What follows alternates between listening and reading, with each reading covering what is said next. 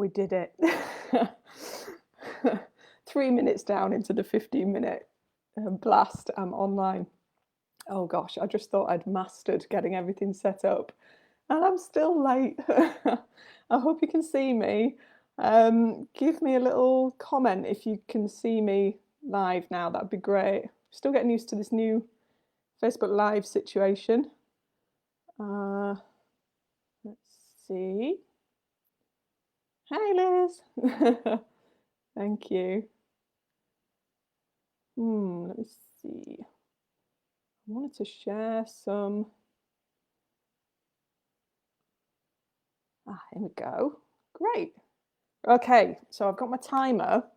I want to really try and stick to 15 minutes for these because I know we're all really busy women here. So the idea is that these are short, sharp, focused, action-based little sessions each week. So let's see how this first one goes. I'm gonna try and share some slides to make it a little bit more efficient. Let's see if we can do it. Brilliant. Can you see the slides? If not, hopefully you can see my face at least. Okay, so this is a really quick 15-minute session on how to master social media to free up your time and improve your self-worth. And I think as people with, like you lovely ladies in this group, with huge hearts and little time, mastering social media is a big win for us. It's great for freeing up our time and improving our sense of self-worth. So here's what we're going to talk about. We're going to talk about my personal perspective. Great, thanks, Natasha. My personal perspective on social media. So this, as I say, is just my personal perspective. Feel free to take what resonates with you and leave the rest, because, you know, we're each individuals, but I think it might be useful just to share my views on it as somebody who's really keen on trying to manage their own time and energy, precious energy, so that I stay connected to myself. We're also going to look at 3 rules every calm, intentional woman should follow when it comes to mastering social media. And then some tips, tools, and best practices to actually apply, which you should be able to go away and apply straight after this session, which should really free up your energy. So let's get started in the interest of time. So we're going to start with my personal perspective on social media. So here's what I think about social media right now and its impact on us and how we can manage it. So I would say, to start with, to strive to engage with social media intentionally and with full awareness. And that is a battle in itself, I appreciate. But if you're overwhelmed or find yourself overwhelmed at times, as I certainly do in modern life, it's really important to find a way to be really conscious of your time. And social media is something that we can easily, unconsciously spend a lot of time on. So secondly, consider why you want to be on the platforms. So really just taking a step back and thinking, why did I sign up to this platform in the first place? What value is it actually adding to my life? And is it potentially replacing real life interactions? Maybe it is, maybe it isn't, but it's just good to ask yourself those questions, I think, and just think about, you know, what am I getting from this time spent on this platform?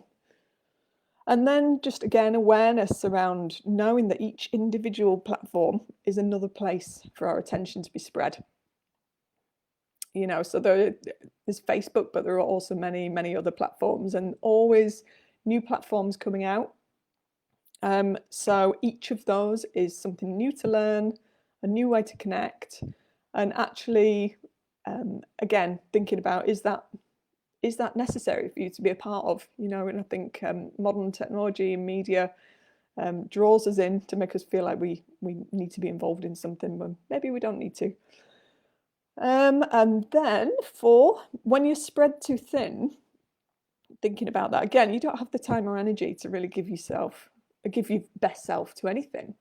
You know, if we're trying to be everything to everyone, you know, it's difficult. We can't give our very best. And I think with the big hearts that we have and the amount of care that we have for other people and for what we want to give to the world, spreading ourselves thin just keeps us feeling less than our best, which really affects our energy and mood. You know, and genuine connections matter, I think, to people like us. And that comes from quality and effort, and that's becoming more challenging in modern life with all these other things shouting for our attention. And then finally, really key is media platforms. They're designed to be addictive. You know, our well-being isn't the priority of these platforms and these developers. You know, basically there's teams of developers that spend a lot of time and money on learning how to make us come back to their platform, how to make the platform more appealing and more addictive so that we come there more and more, so they can monetize from that. You know, and I think if you want to train yourself to be as high functioning person as possible and intentional as possible, it's really important to know that prolonged social media use can have a really long-term detrimental effect on us, on our brain, on our attention, on our focus, self-esteem, and on our creativity. So these are just some of the key perspectives I have on social media. Not to say that everybody feels the same way. If you absolutely love social media and you get a lot of energy from it, fantastic. That's right for you. And again, it's always just coming back to your gut feeling, isn't it? And what works for you. There's no right or wrong here. So let's move on to 3 rules every calm, intentional woman should follow when it comes to social media. So rule number 1, ask yourself why. We've just talked about that a little bit. Just thinking about why. Why do you want to be on this platform? What are the specific reasons that you want to be on there? Really get specific on it. Maybe it's fun, and that's great, you know. Maybe elements of it are fun and other elements aren't. And is there anything that you can do about that so that you just focused on the fun elements? Do you feel connected on there? Do you feel involved in part of something? And again, which parts of that do you feel connected to? Are you going on there to feel better about yourself? And is that what you're achieving? If it is, fantastic. If it isn't, what can you do about that? So use that intelligence by thinking about this intentionally to make a decision on what your healthiest next steps are for your energy. Just checking your comments. Rule number 2, quality over quantity. And again, I think when we're in overwhelm, and especially in modern life, quality over quantity is a really great rule to think about. And once you've had a think about which platforms do genuinely add value to your life, you can make a decision about how much time you're prepared to give each day to them and how that time's feeding your well-being. So take time to consider who you follow, why you follow them, who you're friends with, why you're friends with them. Are they friends in real life? Are they? And again, none of this is about judgment. It's just taking a curious look. How does their content make you feel? Does it make you feel much happier and more energized, or does it take your energy away? Experiment with unfollowing, muting people, the little secret things that people won't realize you're doing it, but you're still managing your energy. And think about seeking out people, you know, more people who do uplift you. So looking at the people who uplift you and why they uplift you, and then find more of those people. Start to build your positive community, make it work for you. And then rule 3, you're in control. You get to choose. You get to choose which notification settings are going to pop up on your phone. You get to choose the content that fills your feed. You get to choose who to follow. You get to choose whether to have this as an app on your phone or whether to just access it in other ways, when to look on the platforms. All of this is a choice. but that can be quite easy to forget because we go on social media so often unconsciously.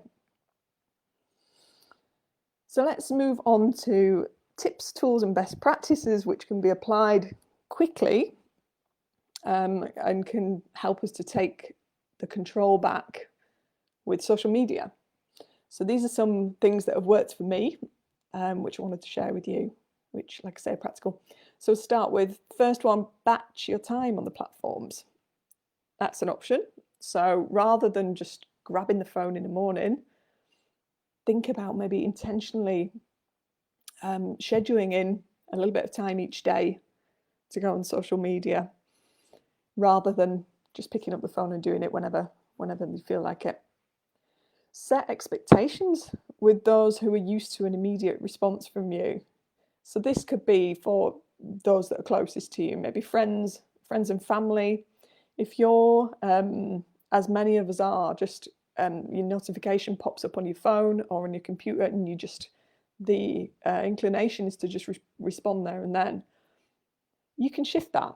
So it doesn't have to be so all-consuming. So you could choose to send them a quick note, the people that really matter to you, just to let them know, give them a heads up. I'm going to be, I'm on social media, but I'm not on there all the time at the moment. I'm just heading on there at certain times of the day. So if you don't hear from me immediately, you can give me a call if there's anything urgent.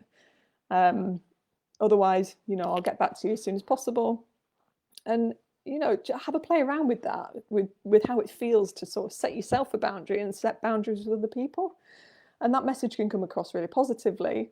Also setting an expectation to the people that you're the one in control of your time. You get to decide when you respond to people. Unless there's something urgent and it's emergency, then people don't need to expect you to reply automatically to them. And then if your phone has the functionality, you can set up time limits. So I've got an iPhone. I can set up time limits so that it pops up when I try and get onto an app or onto social media through Google, and it'll stop me. And just that little moment of stopping you helps you to override any maybe automatic tendencies to just be going on there. So that can be really helpful. Also setting up screen time if your phone has the functionality. So you get a weekly report. You might have this, you might have tried this. It's absolutely shocking. For me, I was spending about 3.5 to 4 hours a week. Absolutely shocking. So that can really help with building our awareness on how much of an impact these platforms are having on our lives. And if you think you haven't got enough time in the week or the day, this will quickly show you where you do have time to spend on healthier and more energizing activities. So these little things sound simple, but the impact can be huge. And here's why: because normally, unconsciously, we head to social media. Before we know it, we're deep in there. We're deep in that sinkhole of comparison and not feeling good enough. And applying tactics like these means that we make it less easy to keep falling into this automatic and addictive habit that drains so much of the time. So instead, what we do is we ensure that we're engaging on social media mindfully, consciously, and we're giving ourselves a moment's pause to ask ourselves helpful questions like, do I need to go on here right now? Do I really want to use my precious time on this today? Is this really how I want to invest my energy? And that little pause can help us break this addictive habit. And it gives us more choice about how we engage in social media and how we use our energy. So, I mentioned, my screen time revealed that I was spending about 4 hours a week on this. And that was crazy to me. It made me ask myself, is that really what I want to be doing for all this time in my life?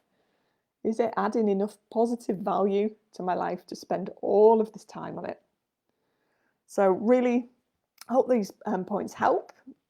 Just to summarize what we've gone through. So we've gone through my personal perspective on social media, for you to take what works and feel free to leave what doesn't.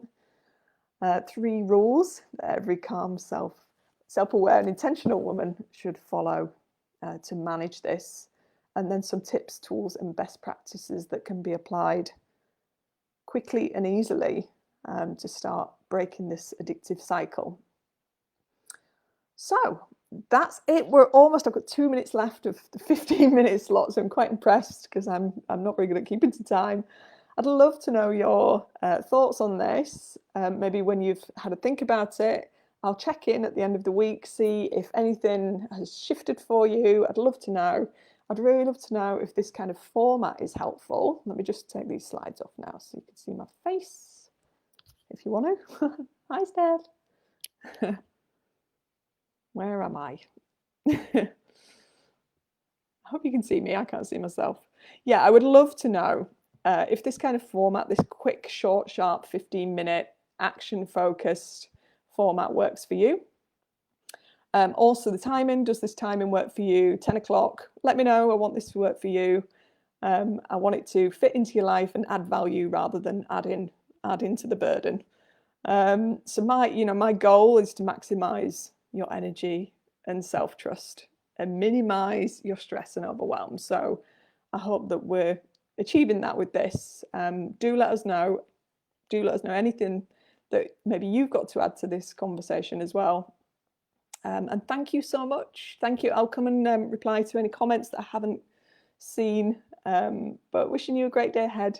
Thanks again. Bye.